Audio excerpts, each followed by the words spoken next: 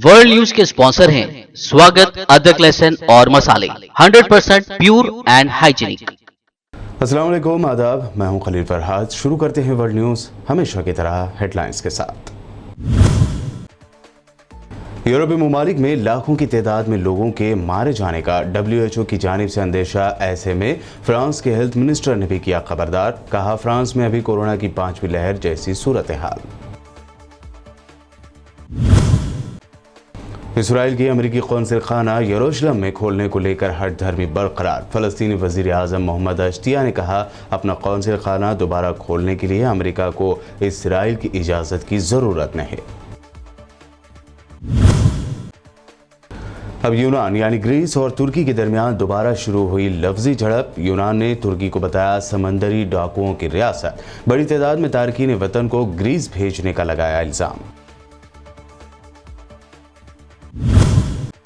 त्रिपुरा में मुसलमानों और मसाजिद पर हमलों के बाद वकीलों, सहाफ़ियों और समाजी कारकुनों पर UAPA लगाने का मामला सुप्रीम कोर्ट जल्द देगा सुनवाई की तारीख। UAPA मुजरिमाना साजिश जैसे इल्ज़ामों पर होगी सुनवाई। सीनियर कांग्रेस लीडर सलमान खुर्शीद की लिखी किताब अयोध्या से हिंदुत्ववादियों को लगी मिर्ची। सलमान खुर्शीद पर लगाया गया हिंदुत्व को दाइश और बोको हराम जैसी दहशतगर्द तंजीमों से कंपेयर करने का इल्ज़ाम। और farmer UP CM Akhilesh Yadav ने मुजफ्फरनगर में अवामी जलसे से खिताब में योगी सरकार को बताया नाम बदलने वाली सरकार। कहा, इस सरकार ने नौकरियां छीन ली तो दिया सिर्फ महंगाई।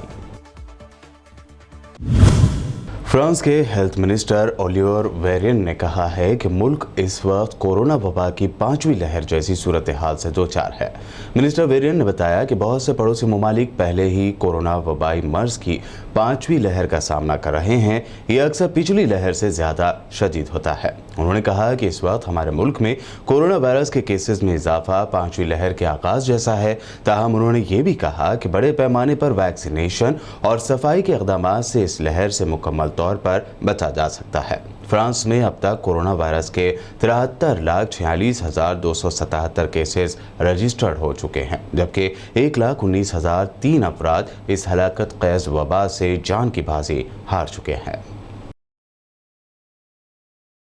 फ़लस्तीनी वज़ीर आज़म मोहम्मद अश्तिया ने कहा है कि अमेरिका को मकबूजा बैतुल मुक़द्दस या यरूशलेम में अपना कौंसिल खाना दोबारा खोलने के लिए इसराइल की इजाज़त की ज़रूरत नहीं है। उन्होंने वाशिंगटन पर जोर दिया कि वो अपने सिफारती वादों का एहतराम करे। मकबूजा मगरबी किनारे के शहर रमल्ला में गैर मुल्की सहाफ़ियों को ब्रीफिंग देते हुए फ़लस्तीनी वज़ीर आज़म मोहम्मद अश्तिया ने कहा कि अमेरिका को अपने मिशन को दोबारा खोलने के लिए किसी की इजाज़त दरकार नहीं है। अमेरिकी सदर जो बाइडन की इंतज़ामिया ने इससे पहले फ़लस्तीनी उमूर के तारीख़ी तौर पर जिम्मेदार सिफारती मिशन को मकबूजा बैतुल मुक़द्दस में दोबारा खोलने का ऐलान किया था। वहीं साबिक़ अमेरिकी सदर डोनाल्ड ट्रंप ने इस कौंसिल खाने को बंद कर दिया था और यरूशलेम को इसराइल का गैर मुनक़सिम दारुल हुकूमत तस्लीम कर लिया था। उन्होंने अमेरिकी सिफारत खाना भी तेल अवीव से यरूशलेम ट्रांसफ़र कर दिया था। अमेरिका का कौंसिल खाना वेस्ट यरूशलेम में कायम था, लेकिन इसमें इसराइल के ज़ेर कब्ज़ा मशरिक़ी यरूशलेम में कौंसलर सर्विसेज का दफ्तर भी शामिल था।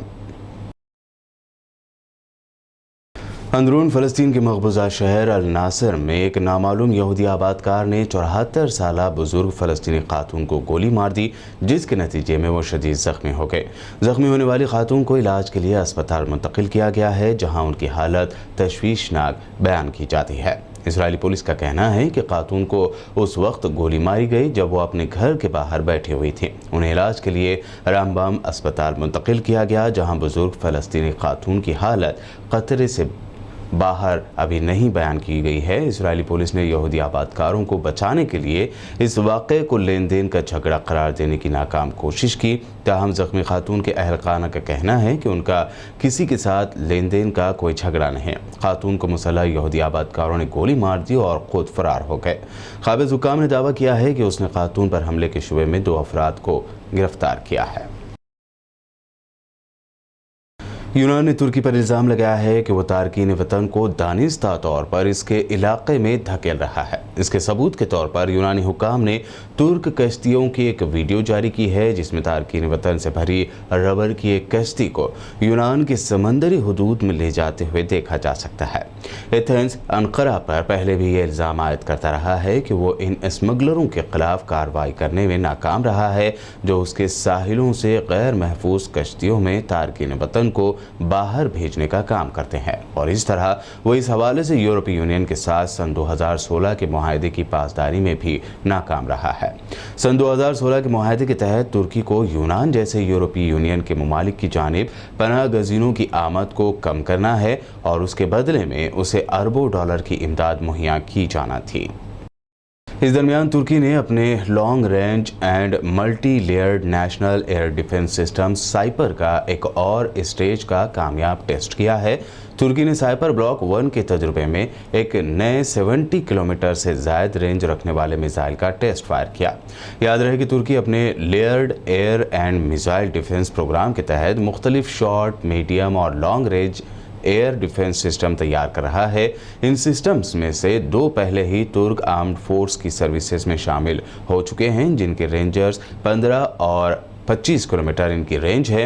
हिसार सीरीज़ के इन सिस्टम्स के बाद अब हिसार यू और साइपर पर काम हो रहा है। ये सिस्टम्स मुमकिना तौर पर 100 किलोमीटर से लेकर 200 किलोमीटर की रेंज के हामिल होंगे।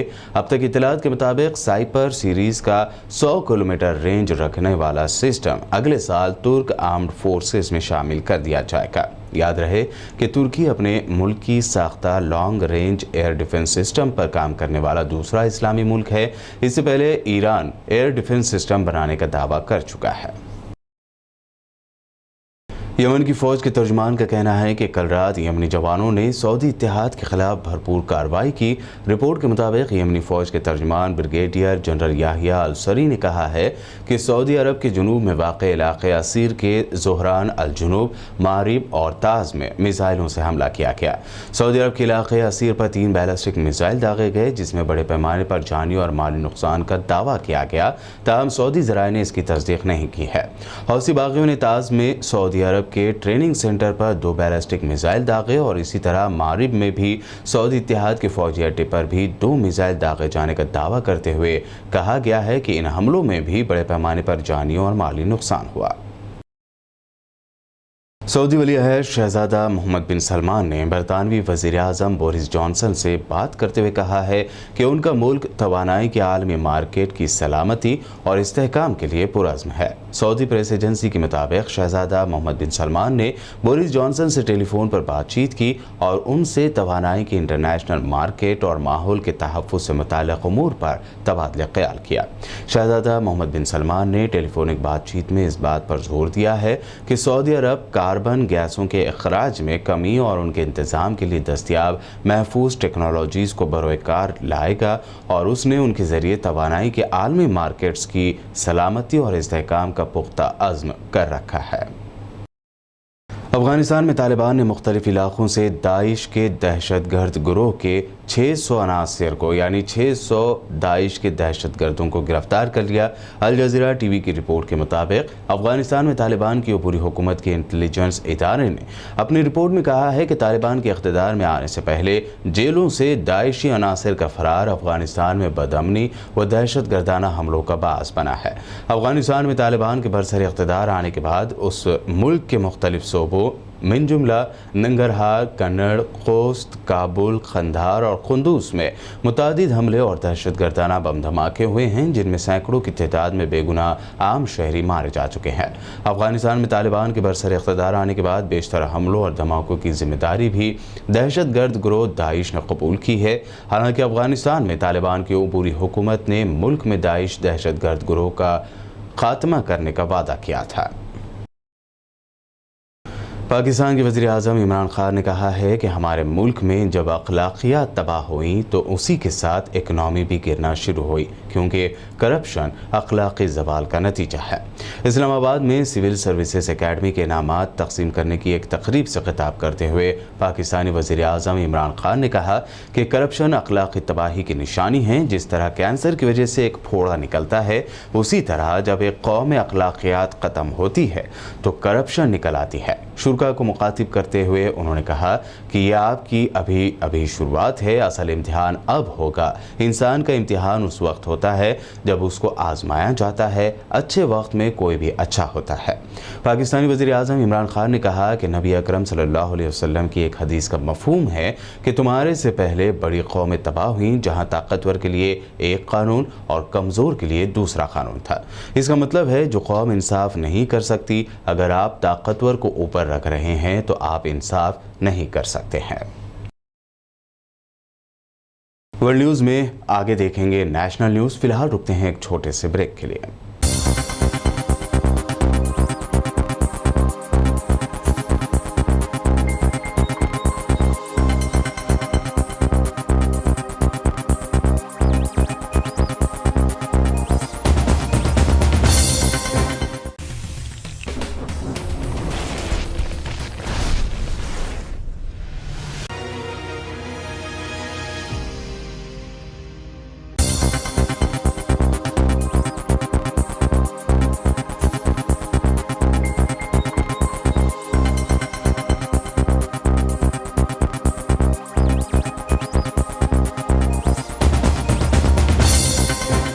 ब्रेक के बाद आइए अब देखते हैं अहम नेशनल न्यूज़। त्रिपुरा में वकीलों, सहाफ़ियों यानी जर्नलिस्ट और सोशल एक्टिविस्टों के खिलाफ UAPA लगाने का मामला सुप्रीम कोर्ट पहुंच गया है।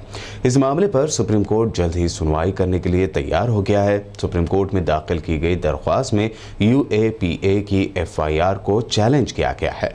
CJI NV रमना ने कहा कि वो सुनवाई के लिए एक तारीख देंगे। वकील प्रशांत भूषण ने CJI से इस मामले की जल्द सुनवाई की मांग की। CJI ने कहा कि आप इस मामले को लेकर हाई कोर्ट क्यों नहीं जाते। इस पर प्रशांत भूषण ने कहा कि हमने इस मामले में गैर कानूनी सरगर्मियां यानी UAPA कानून को भी चैलेंज किया है। इस पर CJI ने कहा कि वो जल्द सुनवाई की एक तारीख देंगे। बता दें कि त्रिपुरा पुलिस ने वकीलों, सामाजिक कारकुनों और सहाफ़ियों समेत कई सोशल मीडिया यूजर्स के खिलाफ UAPA मुजरिमाना साजिश और जालसाजी के तहत केसेस दर्ज किए हैं। इसके साथ ही ट्विटर, फेसबुक और यूट्यूब के अहदेदारों को ऐसे अकाउंट को फ्रीज करने और अकाउंट होल्डर्स की सभी जानकारी देने के लिए नोटिस दिया है।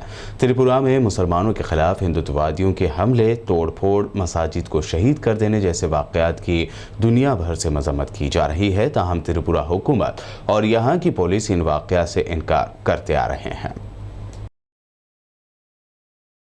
सीनियर कांग्रेस लीडर और farmer central minister Salman Khurshid ने हाल ही में एक किताब लिखी है जो काफ़ी सुर्खियों में है।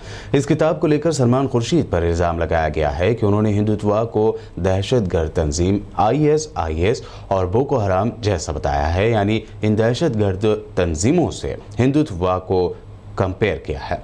अब इस किताब को लेकर सुप्रीम कोर्ट के 2 वकीलों ने पुलिस से शिकायत की है। सुप्रीम कोर्ट के वकील वंजीत जिंदल और विवेक गर्ग ने पुलिस कमिश्नर के पास शिकायत दर्ज करवाई। विनीत जिंदल ने इल्ज़ाम लगाया है कि सलमान खुर्शीद ने हिंदुत्ववादियों की तजवीज़ दहशतगर्द तंजीम दाइश और बोको हराम जैसी दहशतगर्द तंजीमों की जिहादी सोच से करती है।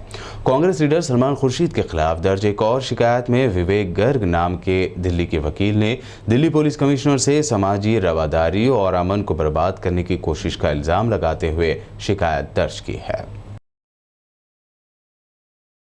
Farmer UP CM Akhilesh Yadav ने आज मुजफ्फरनगर में एक अवामी जलसे से खिताब करते हुए योगी सरकार को सिर्फ नाम बदलने वाली सरकार करार दिया।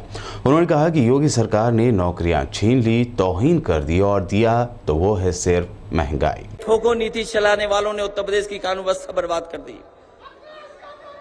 लोगों की जान गई जाने कितनों की, और विकास के नाम पर केवल नाम बदला जा रहा है, रंग बदला जा रहा है। और 4.5 साल बाद भी समाजवादियों के काम के शिलान्यास हो रहे, उद्घाटन हो रहे हैं। अभी तक मुख्यमंत्री वो काम नहीं कर पाए जो अपना शिलान्यास किया हो, उस काम को उद्घाटन कर दिया हो। इसलिए इस मौके पर हम आपसे कहना चाहते हैं कि जहां उत्तर प्रदेश के लोग बदलाव चाहते हैं, परिवर्तन चाहते हैं, बदलाव चाहते हैं, वो नहीं चाहते कि ऐसी सरकार हो जो झूठ बोलती हो, जनता को धोखा देती हो। वोट लिया पिछड़ों के नाम पर, लेकिन पिछड़ों को ही धोखा दे दिया। जो लोग पिछड़ों की गिनती नहीं कर सकते, जो लोग पिछड़ों की गिनती नहीं कर सकते, भूल जाओ पिछड़े लोगों, तुम्हारे लिए कोई कल्याणकारी योजना ला सकते हैं। और जो आपको अधिकार भी मिले थे नौकरी के, धीरे धीरे सब नौकरियां छीनी जा रही हैं। अगर नौकरियां देंगे भी तो बताओ, अगर बड़ी बड़ी संस्थाएं प्राइवेट हो जाएंगी, बिक जाएंगी, तो आपको नौकरी कहां मिलेगी? ये सरकार बेचने वाली है। अभी नोटबंदी के 5 साल गुजरे हैं। नोटबंदी में जो कहा गया था कि भ्रष्टाचार खत्म हो जाएगा, काला धन आ जाएगा, आतंकवाद खत्म हो जाएगा, आज सरकार को बताना चाहिए कि कितना भ्रष्टाचार खत्म हो गया है। आज भ्रष्टाचार कई गुना बढ़ गया है, अन्याय कई गुना बढ़ गया। और जहां कहीं अगर आप न्याय के लिए जाएंगे तो आपको अपमानित करने का काम ये भारतीय जनता पार्टी के लोग कर रहे हैं। इसलिए जनता बदलाव चाहती है, परिवर्तन चाहती है।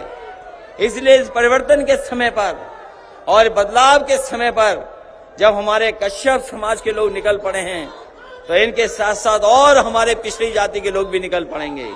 क्योंकि सरकार में सम्मान नहीं मिला है, नौकरी नहीं मिली, रोजगार नहीं मिला, अगर कुछ मिला है तो महंगाई मिली है। उत्तर प्रदेश के गोरखपुर के बाबा राघुदाव यानी BRD मेडिकल कॉलेज में बच्चों की मौत के मामले में योगी सरकार ने बड़ी कार्रवाई करते हुए इस मामले में मुलजिम बनाए गए डॉक्टर कफील खान को बर्खास्त कर दिया है।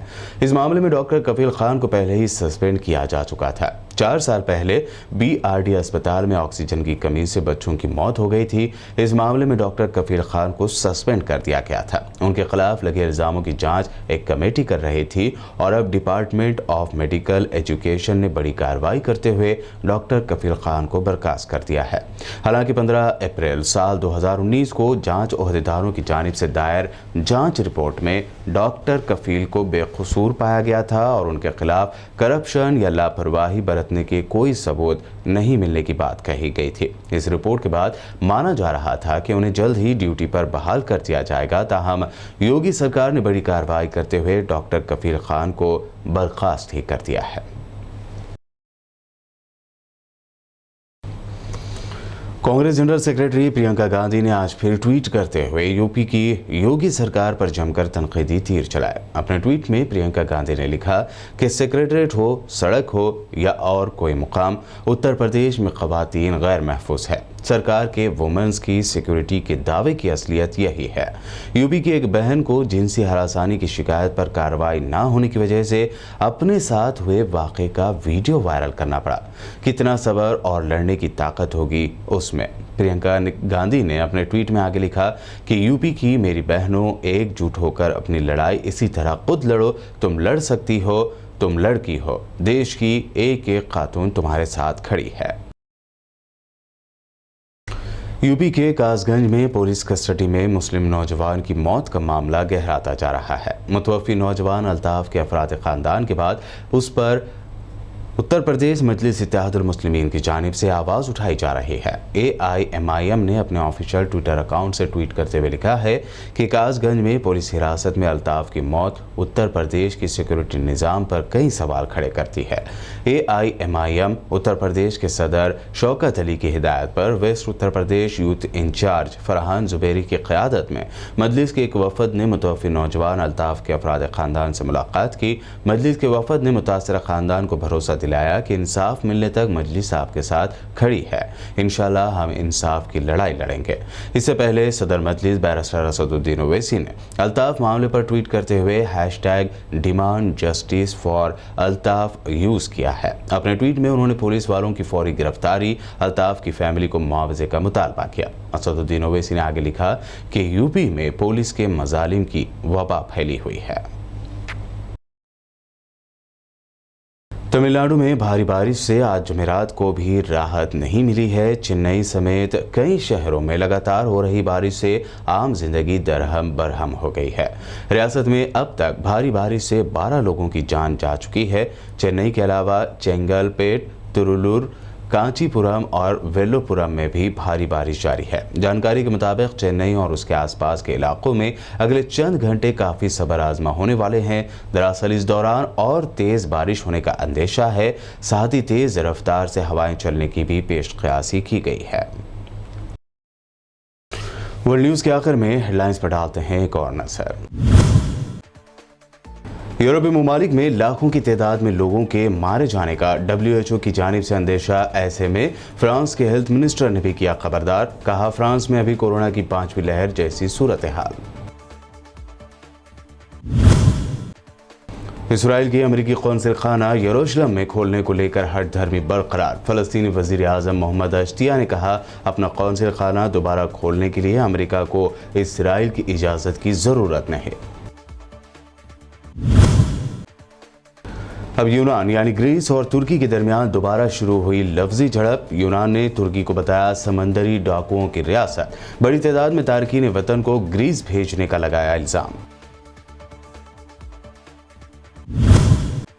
त्रिपुरा में मुसलमानों और मसाजिद पर हमलों के बाद वकीलों, सहाफ़ियों और समाजी कारकुनों पर UAPA लगाने का मामला सुप्रीम कोर्ट जल्द देगा सुनवाई की तारीख। UAPA मुजरिमाना साजिश जैसे इल्जामों पर होगी सुनवाई। सीनियर कांग्रेस लीडर सलमान खुर्शीद की लिखी किताब अयोध्या से हिंदुत्ववादियों को लगी मिर्ची। सलमान खुर्शीद पर लगाया गया हिंदुत्व को दाइश और बोको हराम जैसी दहशतगर्द तंजीमों से कंपेयर करने का इल्जाम।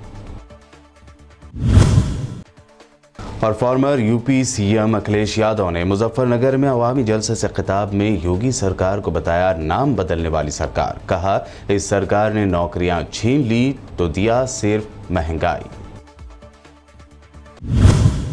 वर्ल्ड न्यूज में अभी आपने देखी अहम इंटरनेशनल और नेशनल न्यूज। ताज़ा तरीन खबरों और दिलचस्प प्रोग्राम्स के लिए देखते रहिए BBN चैनल।